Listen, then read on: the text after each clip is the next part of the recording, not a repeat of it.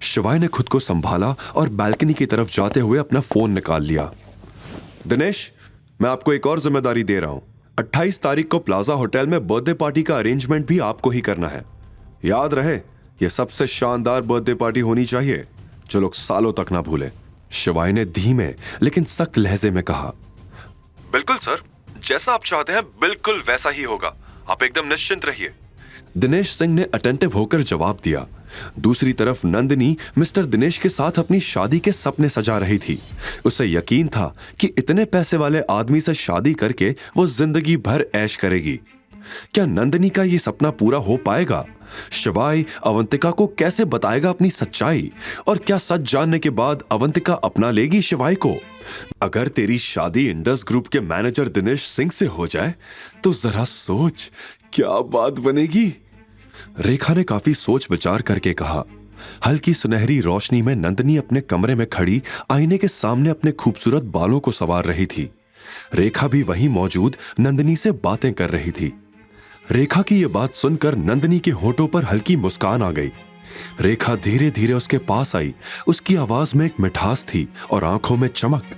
उसने नंदिनी से कहा, देख, दिनेश की उम्र 45 से ज्यादा नहीं होगी और तेरी खूबसूरती के आगे तो वैसे भी कोई उम्र मायने नहीं रखती।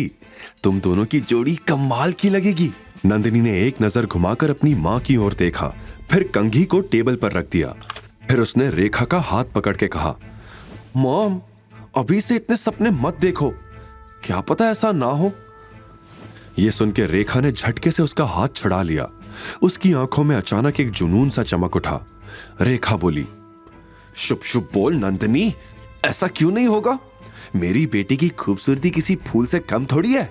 मधुमक्खियां खुद खींची चली आएंगी। क्या मॉम, आप भी ना। वो फिर से आईने में अपने खूबसूरत चेहरे को निहारने लगी और मंद मंद मुस्कुराने लगी। रेखा अब उसके पीछे खड़ी हो गई। उसने नंदिनी के कंधों पर अपने हाथ रखे और आईने में उसकी आंखों में झांकते हुए धीमी आवाज में कहा, और तू खुद सोच, कोई बिना वजह ही तो 7 स्टार होटल बुक नहीं करेगा। और अगर ये बात भी नहीं बनी तो क्या हुआ? इंदौर शहर में अमीरों की कमी थोड़ी है। यहां नहीं तो कोई और सही। तू चिंता मत कर, तेरा नसीब सिर्फ और सिर्फ सोने से लिखा जाएगा। रेखा की इस बात पर दोनों जोर से हंस पड़ी। तभी नंदिनी की नजर घड़ी पर पड़ी। उसने रेखा से कहा, मॉम, काफी देर हो चुकी है, मुझे कल इंटरव्यू के लिए भी जाना है और अभी तो कितने लोगों को इनवाइट भी करना है। मॉम, इतना सब कैसे होगा? नंदिनी ने झुंझलाते हुए कहा, लेकिन रेखा को जैसे इन सब की परवाह ही नहीं थी। वो बोली, अरे क्यों चिंता करती है, सब अच्छे से होगा। लेकिन तुझे इंटरव्यू क्यों देना है? हमारी कंपनी तो अभी है ना। क्या फायदा ऐसी कंपनी का जिसमें पैसे ही ना हो? मॉम, आप खुद ही सोचो, अगर मेरी नौकरी इंडस ग्रुप में लग गई तो मैं दिनेश के ज्यादा करीब रह सकूंगी, साथ ही पैसे मिलेंगे वो अलग। प्राउड ऑफ यू मेरी बेटी, अब तो ये नौकरी तुझे ही मिलेगी। और वैसे भी मैनेजर दिनेश तुझ पर लट्टू जो है। यह कहकर रेखा की हंसी निकल गई, लेकिन नंदिनी को अब और कुछ नहीं सुनना था। उसने बेड पर छलांग लगाई और ब्लैंकेट में घुसते हुए बोली, good night mom, lights off करके जाना। रेखा ने उसे कुछ देर तक देखा, फिर मुस्कुराने लगी। उसने नंदिनी को अब और परेशान करना जरूरी नहीं समझा। वो धीरे से कमरे से बाहर निकल गई।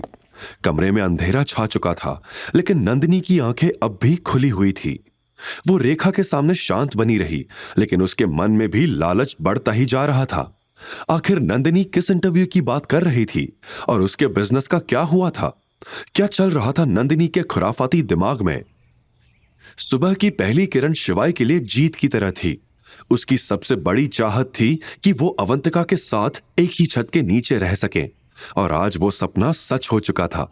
इसी खुशी में सोफे पर लेटे लेटे शिवाय पूरी रात ख्यालों में खोया रहा और सुबह हो गई। फिर सुबह सूरज की पहली किरण के साथ शिवाय के मन में एक ख्याल आया, क्यों ना आज अवंतिका के लिए नाश्ता बनाया जाए। यह सोचते ही वो झट से किचन में पहुंच गया। पूरा किचन खंगालने के बाद उसने तय किया, आज पोहा बनेगा। प्याज निकालकर जैसे ही उसने काटना शुरू किया, तभी अचानक उसका फोन बज उठा। अपना फोन देखकर शिवाय दंग रह गया। उसे बिल्कुल उम्मीद नहीं थी कि नंदिनी उसे फोन करेगी। आखिर नंदिनी ने शिवाय को फोन क्यों किया था? आगे की कहानी जानने के लिए देखिए अगला एपिसोड सिर्फ पॉकेट एफएम के यूट्यूब चैनल पर। और शिवाय एक विनाशक के सारे एपिसोड्स को सुनने के लिए डिस्क्रिप्शन में दी लिंक से डाउनलोड करें पॉकेट एफएम ऐप।